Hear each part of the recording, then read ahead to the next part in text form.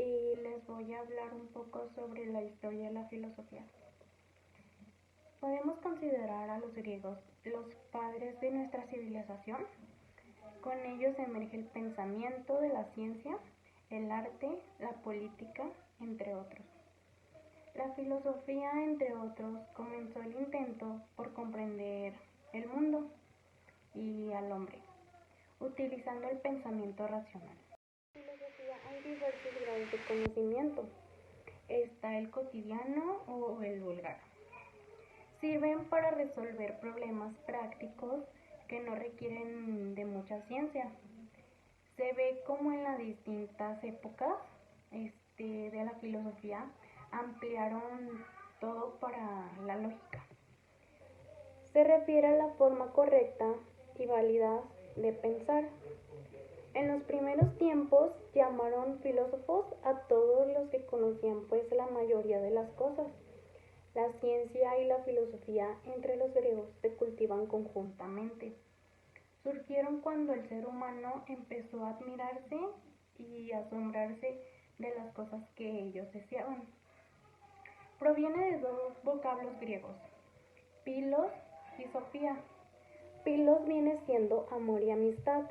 Sofía viene siendo sabiduría, que en sí viene siendo amor o amistad hacia los conocimientos. La filosofía antigua y la filosofía moderna.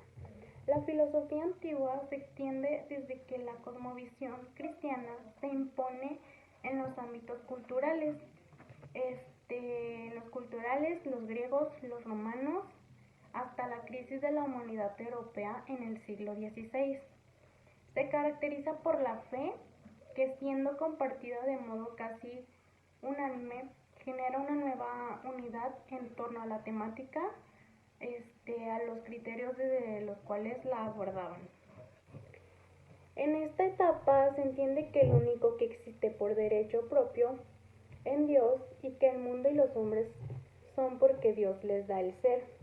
Los más destacados de este periodo fueron Agustín de Hipona y Tomás de Aquino. En la filosofía moderna comienza con el intento de superación de la crisis de la cultura europea del siglo XVI. Culmina con la muerte de Agel Azaicida en 1831. La caracteriza la duda como la actitud, desconfianza y exigencia del filósofo que busca la certeza. La gente de atención lo ocupa el hombre. En esta época nada puede decirse de Dios o del mundo si no se define antes con claridad, que es capaz de conocer el hombre con seguridad.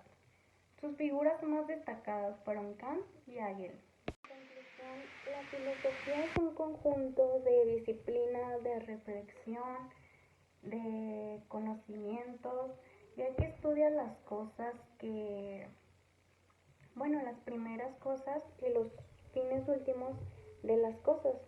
Da reflexión sobre la esencia, las propiedades, las causas y los efectos de las cosas naturales, especialmente sobre el hombre y el universo.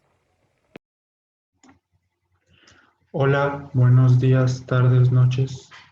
Mi nombre es Daniel Alejandro Arriola García. Soy del grupo M de sexto semestre de la especialidad de programación. Soy integrante del equipo 1 y el tema que vengo a presentarles hoy acerca de la filosofía es el periodo presocrático. Bueno, este periodo, como su nombre lo dice, tuvo lugar antes de Sócrates, filósofo griego de los más destacados. La filosofía nace en la antigua Grecia alrededor del siglo VI a.C. y con ello su primera etapa o periodo, que es el presocrático. El tema principal de este fue la naturaleza. En este periodo los filósofos trataban de explicar el origen de las cosas y el movimiento. Algunos filósofos destacados de esta etapa fueron Tales de Mileto Anaximandro y Anaxímenes. Cada uno de ellos tenía en sus teorías a algo como el principio u origen de todas las cosas. Tales de Mileto ponía como responsable al agua, Anaximandro al infinito o a lo ilimitado, o como él lo llamaba, al apeirón, y Anaxímenes tenía como causante de todas las cosas al aire. En este periodo también surge o nace la escuela pitagórica, en la cual se buscaba afanosamente la verdad de las cosas. Esta fue fundada por el famoso matemático Pitágoras de Samos, haciendo así referencia a su nombre, al cual también se le atribuye la creación del concepto de filosofía, amor a la sabiduría o el conocimiento. Y bueno, como dice aquí, según los pitagóricos, el principio o esencia de todas las cosas son los números. Ellos crearon el sistema de numeración de aquella época, como por ejemplo el número 1 el punto, el número 2 la línea, el número 3 la superficie y el número 4 el sólido. Otros destacados filósofos presocráticos fueron los siguientes: Parménides de Elea, Zenón de Elea y Heráclito de Éfeso. Parménides de Elea consideraba al movimiento como una mera ilusión y planteó que al verdadero conocimiento se llega por la razón y no por los sentidos. Además, establecía un principio de identidad, el cual decía que todo objeto es idéntico a sí mismo, ya que el no ser es imposible de ser pensado. Zenón de Elea era discípulo de Parménides.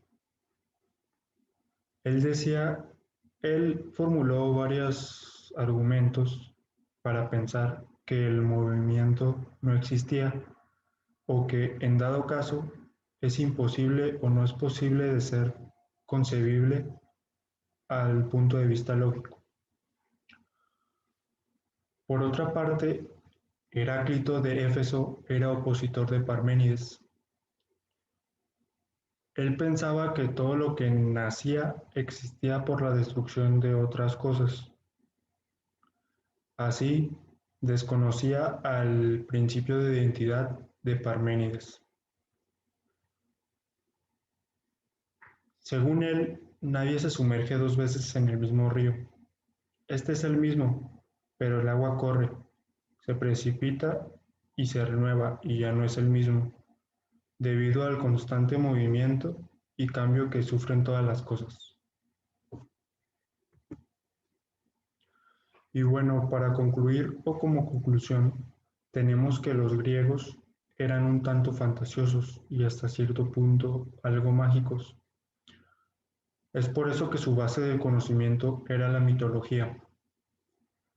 Pero a pesar de sus pensamientos, de sus ideas simples y sus pensamientos, los filósofos presocráticos fueron creadores de una nueva ideología y una nueva manera de razonar, la cual es la base del del conocimiento científico contemporáneo. Ellos se vieron intrigados por descubrir el origen del universo y por buscar la sabiduría. Bueno, eso ha sido todo de mi parte. Espero les haya gustado y hayan entendido un poco más de esta primera etapa de la filosofía. A continuación los dejo con el siguiente tema de mi equipo. Muchas gracias.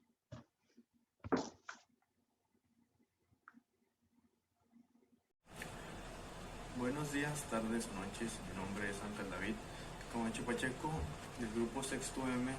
En esta breve exposición trataré el tema del legado de Sócrates. Como podemos observar en la diapositiva, en esta exposición veremos los temas quién es Sócrates, Platón, Aristóteles, algunas obras de Platón y de Aristóteles, y las características del idealismo y el realismo. Como primera instancia, ¿quién es Sócrates? Sócrates fue un filósofo griego que, pese a no haber escrito ninguna obra, fue una figura capital del pensamiento antiguo,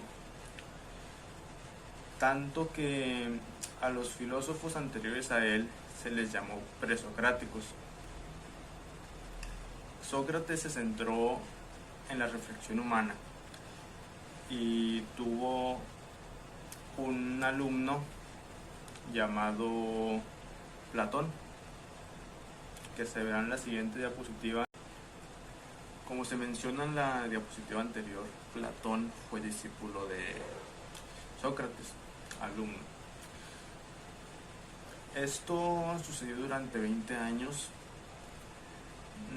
Después del fallecimiento de Sócrates, Platón tuvo varias obras que tuvieron un proceso de 50 años, como puede ser la academia que creó, en la cual entra su discípulo, que en este caso es Aristóteles.